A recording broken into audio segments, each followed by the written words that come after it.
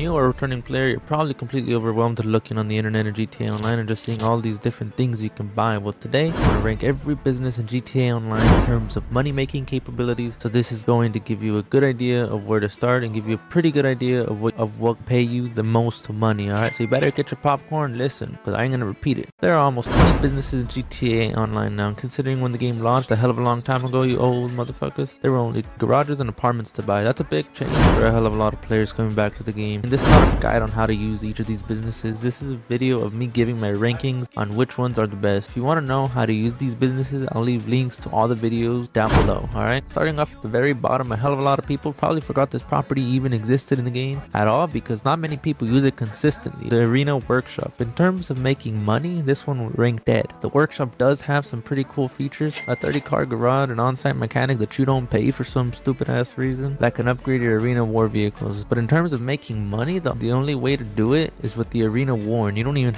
need the workshop to start those up. So this one is dead last. Alright, all the homeless players that don't know how to make money, you stick with this one. Alright, second from the bottom is a document forgery for all the scammers out there. Pokemon. This one is the worst MC business by far, and it's not particularly even close. Even with all the upgrades to this business, taking buying supplies into account, you're gonna only be making a minimum of $20,000 an hour from this business. To be fair, yes, it is a passive business, so you don't really have to work too much for that money, but still, not another business in the game that is worse than this one. Alright, maybe if you're lazy and you're a little lazy piece of crap and you don't want to do crap in the game at all, but get your little $20,000 for doing absolutely nothing, then yeah, this business is good for you. Alright, next up is Penthouse. Again, this is one of the least useful properties in the game in terms of making money. The only mission you can actually start with this is Alpha Baker's story, which really don't pay you all that much unless you actually give a shit about make $5,000-$10,000. The first time through them though, upon completion, you're going to get your first time bonus. Plus, to host all of the missions and complete them all in order, you will get your NS Paragon R armored sports car. So in total, that roughly pays you what you paid for the penthouse in the first place. But beyond that, there's really no other ways to make money. So this one is near the bottom of the list. It even looks like shit too. The next is the high-end apartment. Now these are actually did get a pretty big buff in 2022 if you didn't know that the high-end apartments let you start up 5 different heists: the Fleeka Job, the Prison Bake, the Humane Lab, Series of A funding, and the Pacific Standard of all.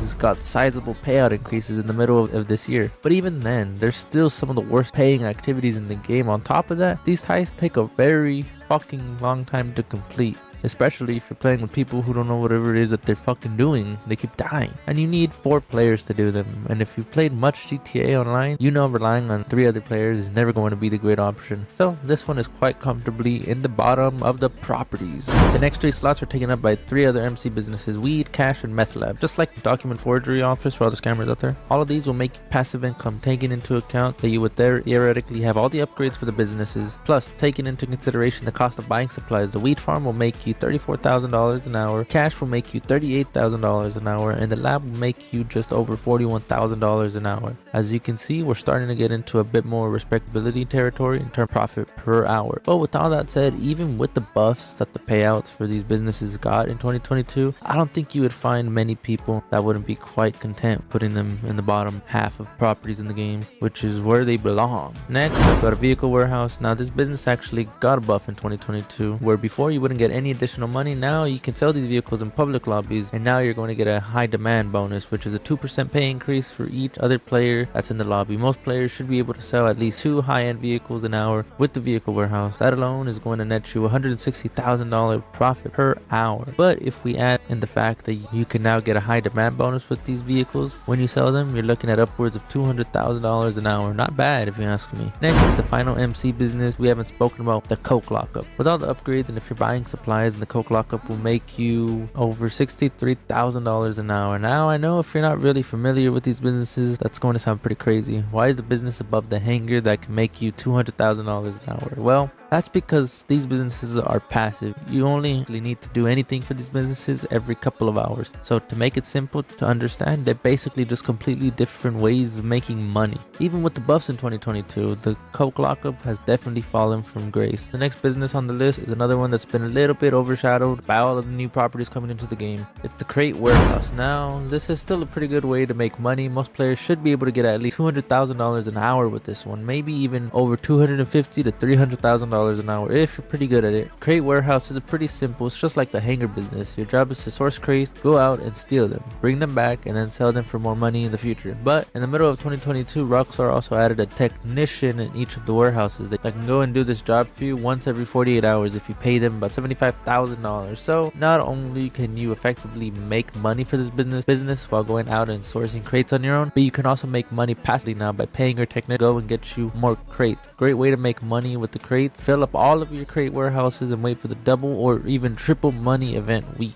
That's a really effective way to make millions and millions of dollars. But outside of that, though, if you're not making use of any of these events when they do come around, unfortunately, the crate warehouse is still just a pretty good business and not so much a great one. All right, so don't be dumb, don't be a dumbass. Take advantage of the fucking weekends. All right. Next, we have the facility. I use this all the time to blow people up.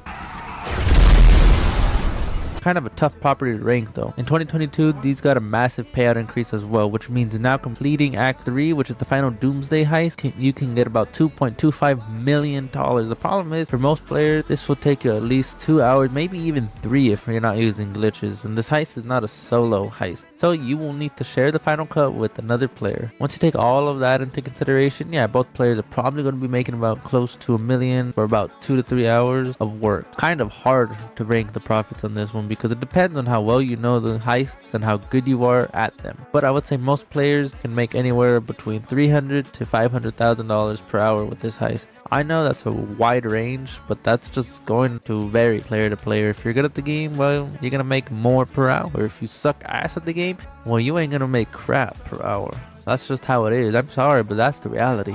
Next up is the bunker. I wasn't really too sure where to put this one, but I've got it just above the coke lockup. Alright, the bunker can do a hell of a lot of things, but for this video, we're talking about money. Just like all the other passive businesses we've gone over, taking into consideration if you have all the upgrades and you're buying supplies, alright, you can expect to make just under $60,000 an hour with the bunker. So why do I even give a shit and I put this in there? Well, I don't know. That's pretty much it. But if you guys did enjoy this video, I know I didn't include all of the stuff. I included the main top businesses, gave you guys the best of the best in this video. So if you did enjoy it, please hit that like button, subscribe, comment down below, share this with everybody you give a crap about. Until next time, peace out.